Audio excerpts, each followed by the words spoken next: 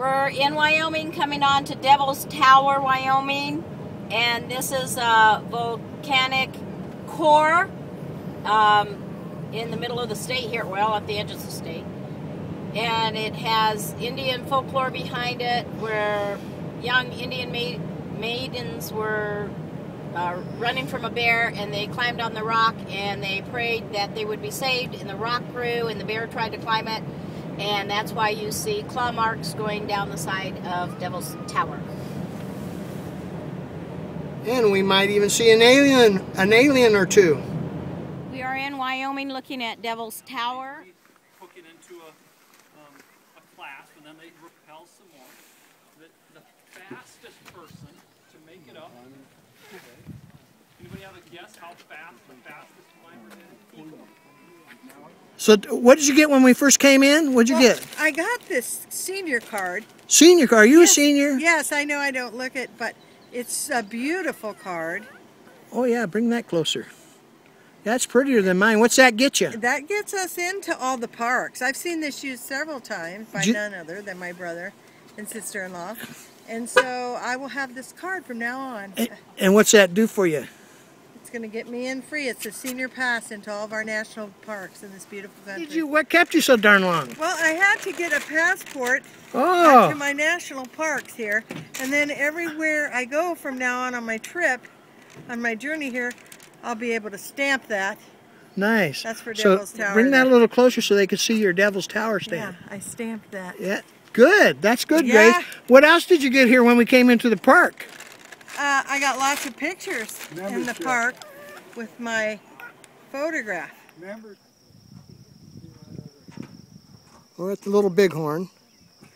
Straight out there a ways is where a couple of the tribes of Indians were camped. And I'm standing close to Last Stand Hill.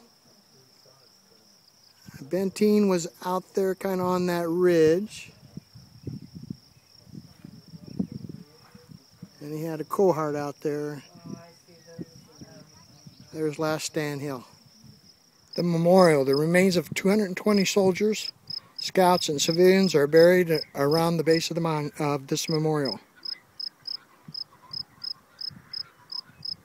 And they're buried where they fell. The officers' remains were removed in 1877 and went to various cemeteries throughout the country. And General Custer ended up at West Point. All the soldiers are on 3 sides, and the 4th side has civilians listed and scouts. This is the top of Last Stand Hill. And you can see quite a few were laid to rest here after the battle. A year later, all the officers' remains were removed. The one in the middle with the black face, that's where Custer fell.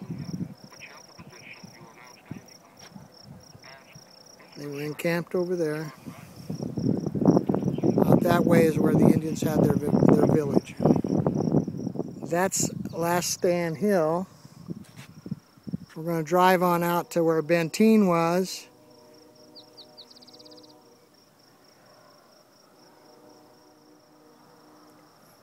Each white marker is where one of the soldiers was killed and laid to rest.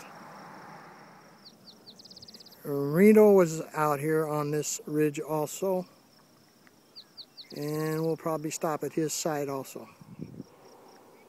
Even the horses that were killed here, or interned here, they were buried in 1881. Keep in mind that the last stand was in 1876. You know, the Battle of the Bighorn, we always think of Custer and the 7th Cavalry, but don't forget some Indians were also born here. And after all, they are the Native Americans. I just walked up this trail, and I'm going to walk right on up this trail around that way and visit a memorial to all the Indians that lost their lives here at Little Bighorn. There's a memorial for the Indians. Shows some of the tribes. Some of the folks lost their lives here. And here's the memorial here. U.S. Crow Scouts, Cheyenne, Arapaho, Sioux. Now you'll notice that the sign says they don't want people to walk up, they want them to stay on the regular path. But notice that path going right up there. I bet those are the same people that'll park in 2 parking spots. Very rude. Earlier I mentioned that all the white markers are where the 7th Cavalry members are laid to rest. And you probably can't doubt, but there's a red marker out there. And in 1958, they originally had 1 white board marker for lame white man's death. And then in 1999, red granite markers were erected where all the Indians had fell. Back there, that's where we started the visitor center. Last Stand Hill's right there. There's Last Stand Hill. Few markers down there. There's quite a few here, which was Company I. Right. By who? Who was leading this group? Captain Miles Keogh. Captain Miles Keogh. No. I'm standing where Lieutenant Marcus Reno had his group of people. And he down below there is where the village was. He fired in, took his troops down there, crossed the river, which is the Little Bighorn, to attack the village. He found out he had met some forces, so he formed a scrimmage line, then retreated back up the hill here. Now I'm standing on a hill where Lieutenant Reno joined Benteen after Reno's unsuccessful attack. They joined forces here. Keep in mind that Benteen got a message from Custer that he wanted him to come quick because Benteen had all the ammo. Well, Benteen evidently lost the message or forgot to do what he was told, because Last Stand Hill is actually about 5 miles north of here. So for all you people that don't know, my brother-in-law Jamie here is 1/8 Indian. And we just left the Custer battlefield, and let's get his impressions. I felt like the experience today at the battlefield was like you felt the angst and you felt the complete loss that these people suffered.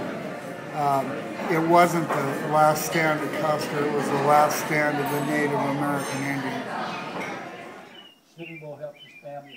Here's a quote by Black Hawk, both in his native language and English.